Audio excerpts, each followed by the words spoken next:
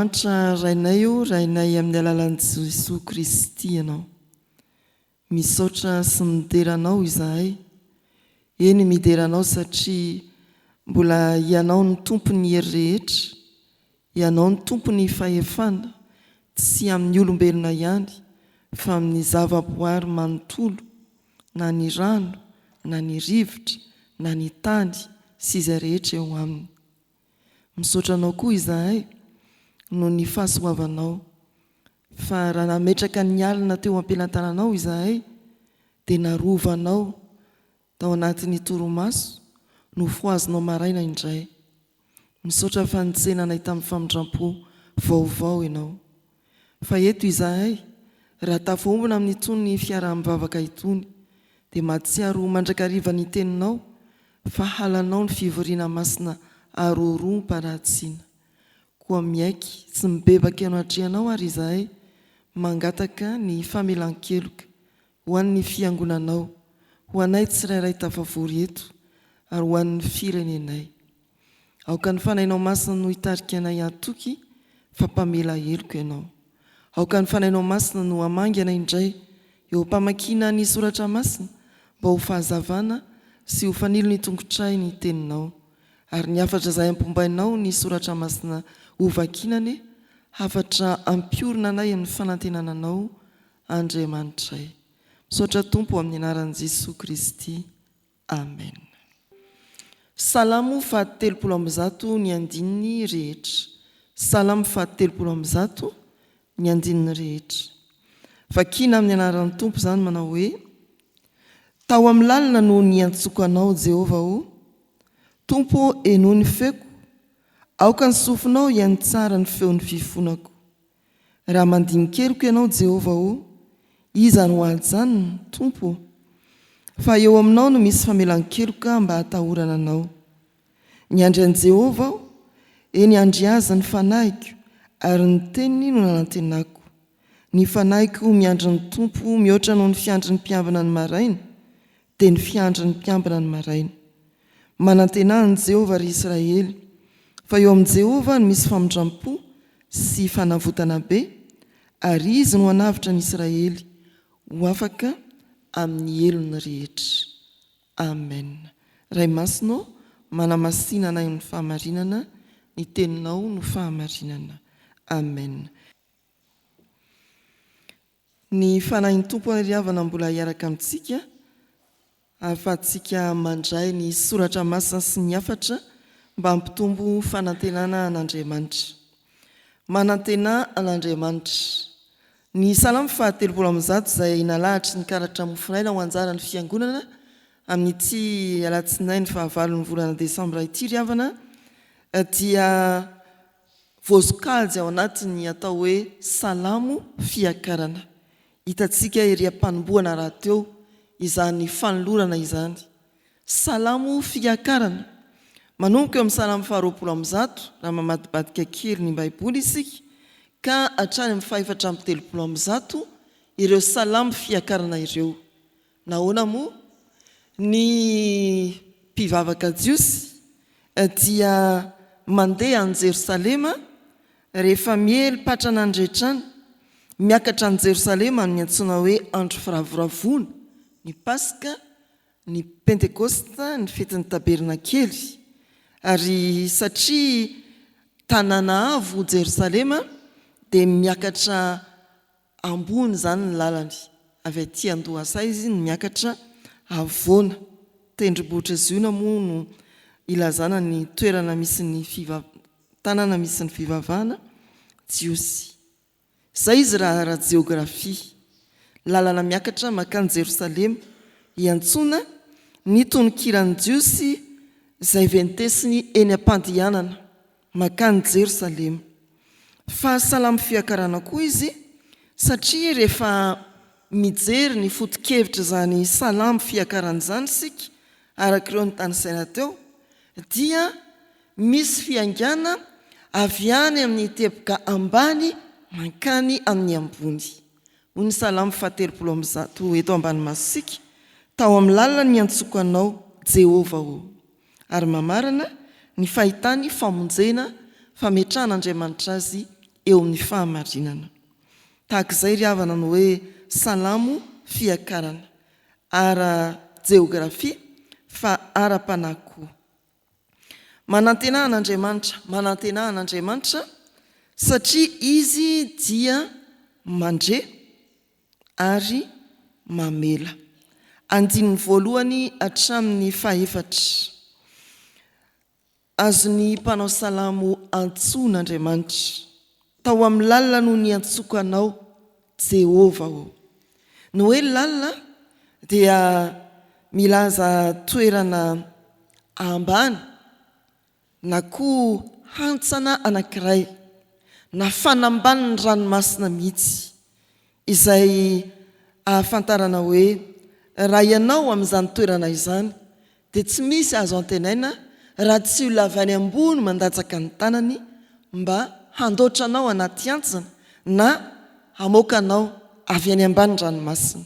Dia izany mihitsy no endriky ny hevitra entin'ny mpamorokira eto amin'ity salamo 130 ity. Mahatsiaro izy fa latsaka lalina ny fiainany toy ny any amin'ny fanambaniny ranomasina ao anaty tevana be, ka tsy afaka hialao izy raha tsy misy tanan'olon-kafa mandray azy. Ary dia Andriamanitra no lazainy fa nandray azy tao anatin'ny lalina, nandre ary nanolo-tanana azy tany amin'ny faharavodin'ny ranomasina. Ry havana malala rehetra ao amin'ny tompo, ny lalina amin'izay toerana izay dia mila famonjena tokoa. Fa ny lalina koa araka ny hevitry ny mpanao salamo, mahatony kiram-panahy ny salamo, dia ilazana ny fahalatsahana ambany dia ambany na lalina amin'ny fahotana. Raha makany amin'ny Romanina 7 isika dia manao hoe olo-mahantra aho, iza no hanafaka amin'ny tenan'ity fahafatesana ity. Tsy ny tsara izay sitrako no ataoko, fa ny ratsy izay tsy sitrako no ataoko. Fa manohy ny famakinan'izany Romanina 7 izany sika dia misaotra an'Andriamanitra i Paoly apôstôly hoe nanisy lalan'Andriamanitra mba hanala azy ka mitondra azy araka ny haben'ny fahasoavany. Mety maro karazana ny ady lalina hitoeran'ny fiainantsika ankehitriny. Mety misy lalina no ny ady an-trano firenena na ady ao an-tokantrano mihitsy. Tsy ahafahanao mamonjy ny tenanao fa mila olo-kafa ianao. Tanan'Andriamanitra io ilainao io. Lalina no ny tepitepy sy ny tahotra tsy fisian'ny fandriam-pahalemana. Indrindray ny antenankanirina no mampivandravandra. Lalina no ny fahatsapana, indrindraindrindra. Fahadisoana no ny fahalavona tamin'ny fahotana. Izany ry havana ny karazan'ny lalina azo tanisaina vetivety. Nefa eto dia manompoka ny fanantenana tahaka ny an'ny mpanao salamo. Miantso an'Andriamanitra ao anatin'ny lalina, maheno izy ary amela izy. Izay indrindra ny lazain'ny mpanao salamo hoe raha mandinikeloko ianao Jehova ho, iza no ajanona eo aminao no misy famelan-keloka. 7 sy 4.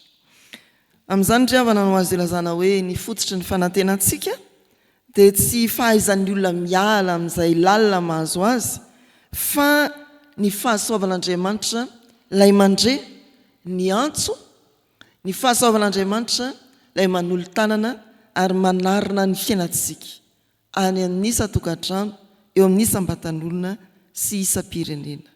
Manantena Andriamanitra, tsy antso any anefitra ny antso ataonao ao anatin'ny lalina.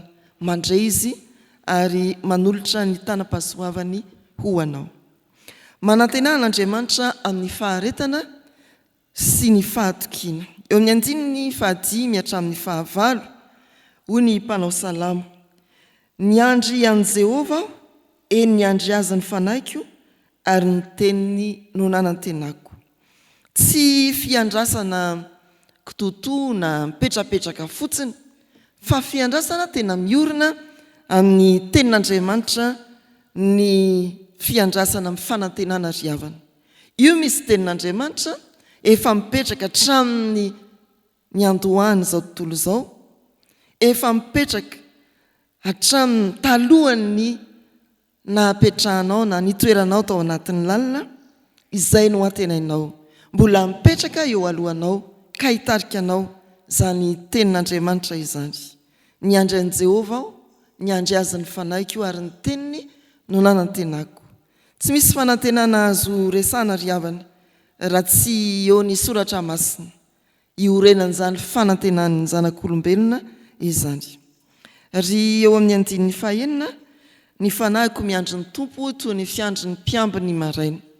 Samy miandry ny maraina ho tonga avokoa isika. Rehefa niposaka ny masoandro dia faly ery, io indray be masoandro.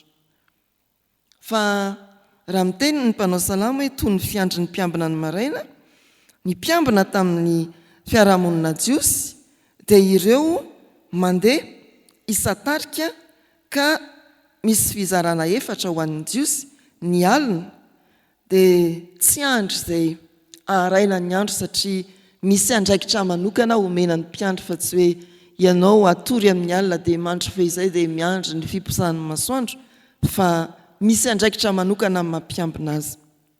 Tsy andro izay arain'ny andro. Misy ny vanim-potoana hoe ilay vao manomboka iny ny fiambenana dia eo ny mpiambina azopakapana atory. Ny manaraka eo dia iroso amin'ny sasakalina, mahery eo ny torimaso, miady mafy ny mpiambina. Avy eo misasakalina hatramin'ny 3 ora maraina, mbola miady mafy ny mpiambina. Amin'ny 3 ora maraina hatramin'ny 9 ora maraina efa misy ny tsirim-panantenana.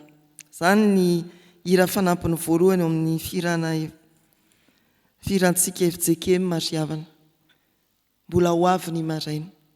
Tena fiandrasana mafy ny ataony ny mpiambina, fa manantena izy mbola ho maraina ny andro. Dia izany koa no fiainantsika ry havana. Mety lavalava ny alina ary lalina ny toerana misy atsika ny mpanao salamo. Mety sasakalina mampatahotra ny fiainanao ankehitriny ary mety eo amin'ilay mangirany dratsy, fa miandry foana ny maraina isika ary tonga io. Dia izany ny fiandrasana mpanantenana n'Andriamanitra, ho avy eo Andriamanitra ary ny teniny dia tanteraka ihany. Fa ny farany eo amin'ny andininy 7 sy 9, ity fanantenana n'Andriamanitra ity dia tsy fanantenana anao samirery, fa noho ny faharesen-dahatra ao anatinao, ahafanao manantena n'Andriamanitra dia afaka miantso ny afaka ianao mba hanantena n'Andriamanitra. Izany no iraka hampanaovana antsika amin'ity tontolo andro ity ry havana. Rehefa nahatsiaro ianao fa nandre Andriamanitra ary namaly ny vavaka nataonao, rehefa mahatsiaro ianao fa misy tenin'Andriamanitra mialoha ny fiainanao ka manana fanantenana ianao, rehefa tsapanao fa misy mandrakariva ny maraina na dia mamakivaky alina aza ny fiainana tahaka izay ambarany mpanao salamo, dia tao ny manodidina anao mba hanantena tahaka anao koa. Izany ry havana no ambarany andininy 7 sy ny 9. Eto ampamaranana ny andininy 9 indrindra dia hoy ny soratra masina manao hoe izy no hanavitra ny Israely ho afaka amin'ny elony rehetra. Raha mitodika amin'ny Jesosy Kristy izay ivon'ny tantaram-pamonjena isika, izany andininy 9 izany dia mampitraka antsika mpanota amin'Andriamanitra amin'ny alalan'i Jesosy Kristy. Jesosy no mpanavitra amin'ny eloka rehetra. Jesosy ilay natao sorona indray mandeha monja mba hahazoantsika famelan-keloka. Izy no mitondra antsika avy amin'ny lalina ho amin'ny fiainana vaovao. Tsy misy fanantenana maharitra sy azo itokiana raha tsy ao amin'ny Kristy. Antso sy fampiorenana finoana ry havana. Maro amintsika no miaina ao anatin'ny lalina, vokatry ny raorao ara-piarahamonina na ara-pianakaviana, vokatry ny aretina, vokatry ny tsy fahampiana, lalina vokatry ny fahatsapana fa kely hery ianao, na miasa irery ianao na miady irery ianao, lalina vokatry ny fahalavona indrindra koa ara-panahy. Ny salamo 7:30 dia miantsatsika ny hoe manantena any Jehovah satria miaino izy rehefa miantso ianao, mamela heriko izy rehefa mibebaka ianao ary mitahiry ny fanantenanao amin'ny alalan'ny teny efa mialoha ny fiainantsika isan'andro izy. Manavitra amin'ny alalan'i Jesosy Kristy Andriamanitra. Aoka isika andray izao antso izao, miakara avy ao amin'ny lalina, miaraka amin'ny Jesosy Kristy fa indro ny tanany andray anao, hitantana anao. Jereo amin'ny fanantenana ny ho avy ary aoka ny fahasoavana no hanosika anao ao anatin'izany fanantenana izany. Amen. Ivavaka isika ry havana. Tompo misaotra fa amin'izay mety hoendriky ny toerana misy anay. Lalina ilana famonjena indrindra no indro ampatsiahivinao amin'ny alalan'ny salamo nanoloananay. Fa raha miainao anatin'ny lalina izahay dia mihaino ianao ary mandray antanana ny fiainanay. Ny fiainanay ara-panahy mety hitafahitsika lalina ao anatin'ny fahotana, mety hitafahitsika ao amin'ny tsy finoana koa azy, ny fisalasalanana amin'ny fitiavanao. Misaotra fa mbola tsotranao ny tananao, ahafahanay matoky sy manantenanao. Ny fiainanay lalina mety misedra fahasarotana, ara-ankohonana, ara-pivelomana, dia indro ianao azonay antoka no ny teninao fa mandray antanana anay. Misaotra Tompo fa manana fanantenana anao Andriamanitra izahay ary maniraka anay ianao ankehitriny mba hizary izany fanantenana izany amin'ny manodidina anay. Ampaherezo amin'ny alalan'ny fanainao masina ry izahay ahavita niraka ao amin'ity tontolo andro ity. Fa indreo ny fandaharam-potoananay dia ankininay tanteraka eo ampelantananao. Toano sy ampio izahay mba havita ireny andraikitra nomenana ireny amin'ny fifaliana, amin'ny fanantenana ary amin'ny fahombiazana, mba ho hitantaratra tokoa fa hafa no manompo anao eny am-perinasy no tsy manompo anao raha manao zavatra. Dia ho mpanao ny tsara tahaka anao Andriamanitra izahay ary andresy lahatra olona mba hanaradianao koa. Dia hivavaka izahay ho an'ny manodidina anay tratry ny tsy fahasalamana, ireo manodidina anay zo hipahoriana, misy amin'izany mpianakavy finoana hiatrika fandevenana amin'ity anio ity. Ampahery azy ireny ianao. Mbola mivavaka izahay Tompo ho an'ireo manodidina anay, misedra ny olana araka ny karazany avy. Ao ny fifandraisana eo amin'ny mpivady, ny eo amin'ny ray aman-dreny sy ny zanaka, ny fahasarotan'ny fiainana andavanandro, hitadiavana ny vola entina miatrika ny fihinanana, ny sotroana, ny hotafiana. Fa amin'izany dia ampatsivo ny tsirairay ny teny manao hoe katsao alohan'ny fanjakan'Andriamanitra sy ny fahamarinana hanampo anao ny zavatra rehetra. Ao ny olana arak'asa, ao ny olana eny amin'ny fitsarana, ao ny olana mahazo ny tsirairay eo amin'ny fiainany manokana. Amin'ireny dia ianao mandre, ianao amaly ny vavaka ataony ny tsirairay. Jesosy Tompo mbola tononay aminao ireo ankonanay na fianakavianay, eo anatrehanay izy ireny miara-monina aminay, any amin'ny faritany mety mila ravinahitra, any ampitan-dranomasina arak'izay antondiany ihany. Fantatrao ny fifaliany, ny fahasoavana manokana tolotra ho azy, azavelanao anadino anao izy Andriamanitra. Mety hitanao koa ny zava-mafy tsy maintsy hatrehany, akekeo izy ry Tompo. Dia tononay ny firenenay mba hiasao amin'ny fahasoavanao ny ezaka rehetra atao ho fanokafana izao firenena izao mba handroso bebe kokoa. Tononay ny fiangonana mbola ho feo ny fanantenana indray eo amin'ny fiarahamonina amin'ity anio ity. Amin'ny anaran'i Jesosy ilay nampianatra anay hivavaka hoe Rainay izay ny an-danitra, ho amasinina ane ny anaranao, ho tonga ane ny fanjakanao, atao ane ny sitraponao ety an-tany ho taky ny an-danitra. mioanay io ny anina sahaza ao anay ary mamelany eloka hitahaka ny namelanay izay meloka taminay aza mitondra anay mifakapanahy manafahanay miratsy anao ny fanjakana sy ny hery ary ny voninahitra mandrakizay amen. Raiso tanteraka aminareo ny tsodranotononona amin'ny anaran'ny Tompo. Hitahi anareo any ny Tompo ka hiaro anareo, hampamirapiratra ny tavany aminareo ny Tompo hamindra fo aminareo, hanandratra ny tavany aminareo ny Tompo, hanome anareo fiadanana. Amen.